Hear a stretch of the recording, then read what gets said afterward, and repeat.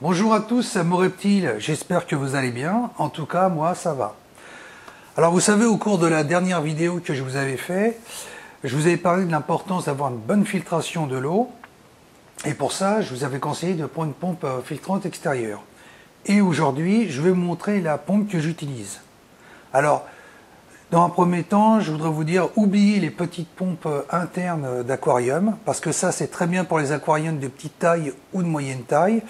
Mais pour les grosses quantités d'eau ou les très grosses quantités d'eau, c'est insuffisant. Avec des tortues, ça va très vite se salir. C'est-à-dire que les tortues produisent des déjections 3 fois plus grandes, voire beaucoup plus que les poissons. Donc votre pompe va vite se saturer. Vous devrez la nettoyer tous les jours. Le débit va tomber. Enfin bref, c'est pas idéal. C'est pour ça qu'il faut mieux se tourner vers une pompe de filtrage extérieur qui a un débit beaucoup plus élevé. Dans tous les cas, tournez-vous toujours vers une marque. Donc vous avez JBL, vous avez un et vous en avez d'autres.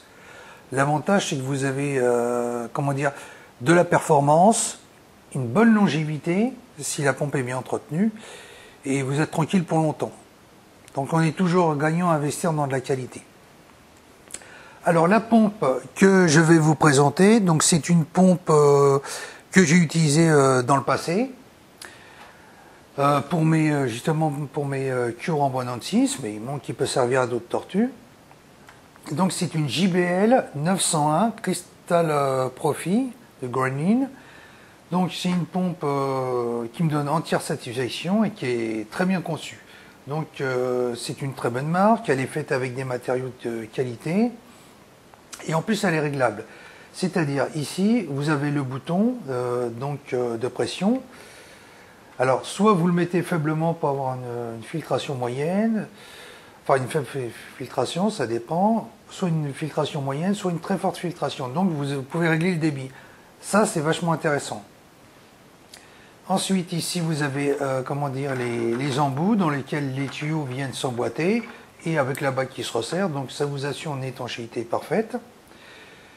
Ici, vous avez le bouton d'amorçage. Alors ça dépend des pompes, il y a des pompes qui ont un système d'amorçage automatique et d'autres manuels. Mais bon, ici c'est pas bien compliqué. Une fois que vous avez tout installé au niveau des filtres comme il se doit dans la cuve, à ce moment-là vous remplissez la cuve à peu près de 3/4 d'eau, voire un peu plus.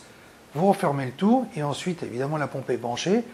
Vous pompez plusieurs fois sur le bouton d'amorçage et l'amorçage va se faire tout de suite. Vous allez entendre des petits bruits d'eau, donc pas d'inquiétude, c'est normal. Et après, le système se met en marche et la filtration démarre. Donc vous voyez, rien de bien compliqué. Donc je vais vous montrer comment se compose l'intérieur. Donc ici, vous avez une languette que vous basculez. Voilà. Alors, la languette, elle sert à quoi? La languette, elle sert à éviter que la flotte, parte dans tous les sens. Donc, vous basculez la languette, ce qui fait que l'eau va bien rester, prisonnière dans les tuyaux. Et pour vous faire une idée plus simple, je vais tout démonter. Vous voyez, c'est des espèces de bascules comme ça. Voilà. Vous voyez, comme j'ai bloqué la languette et que les tuyaux sont branchés, quand je retire le tout, l'eau ne va pas refouler. C'est un système de blocage. Donc ça, c'est assez pratique. Alors ici, vous avez le moteur, donc avec l'hélice. Ça, en principe, on n'y touche pas. Et ensuite, là, vous avez les comportements de filtration. Donc ça se compose de plusieurs plateaux, avec une petite poignée. Donc ce qui rend le transport plus simple. Hein. Alors ici vous avez les mousses en perlon, donc ça c'est pour la filtration mécanique. Donc là c'est mon premier plateau, un deuxième, un troisième, donc 3 plateaux de filtration avec de la boîte. Et le dernier tiroir, c'est fait avec des billes. Alors, ça c'est la filtration biologique. Biologique, c'est-à-dire que les bactéries vont se fixer dessus. Bon, après, il y a d'autres moyens de le faire. Il y en a qui prennent un petit sac en tissu et qui mettent de la pouzzolane. Alors, la pouzzolane, c'est de la roche volcanique et ça offre un excellent support pour les bactéries. Donc, ça, évidemment, à la base, c'est pour les poissons, parce que c'est très important. Mais pour les tortues, je pense que c'est important aussi. Donc, avec dessus, une filtration au top. Donc, vous voyez, ça vous fait le plateau avec les billes. Et les 3 autres plateaux, ça vous fait 4 plateaux de filtration. Donc avec ça, vous êtes tranquille quand même pour un bout de temps.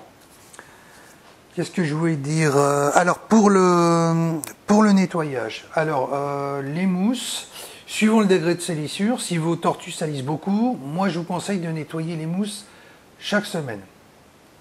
Pas toutes en même temps, hein. Il faut que vous les nettoyiez en alternance. Ça permet de conserver les bonnes bactéries. Ça, c'est vraiment important, quoi. Même si elles sont moins sensibles que les poissons, moi, je pense que c'est bien de le faire.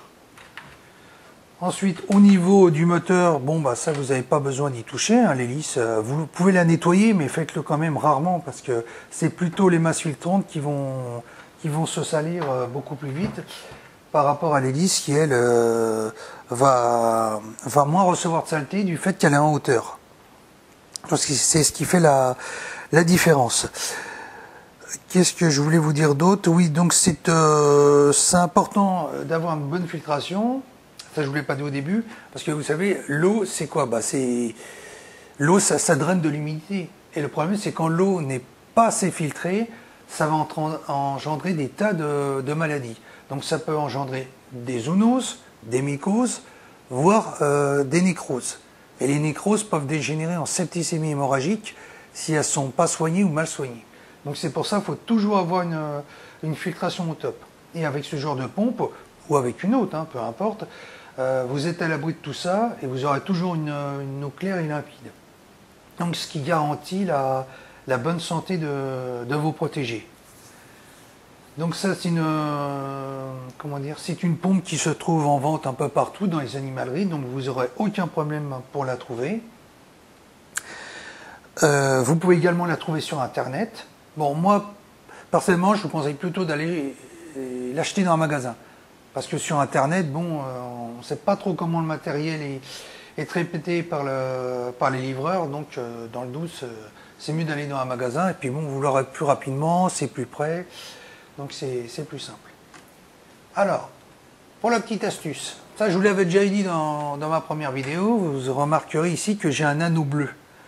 Ça c'est un petit anneau de couleur qui me permet de repérer mes différents câblages que je branche sur multiprise. Comme ça je sais que le bleu c'est pour la filtration. Donc voilà, le jaune c'est pour la lumière et le rouge c'est pour le chauffage. Voilà, donc c'est une petite astuce que j'ai mis comme ça. Et ça me permet de gagner du temps. Voilà, bah écoutez, je pense que je vous ai tout dit pour cette pompe.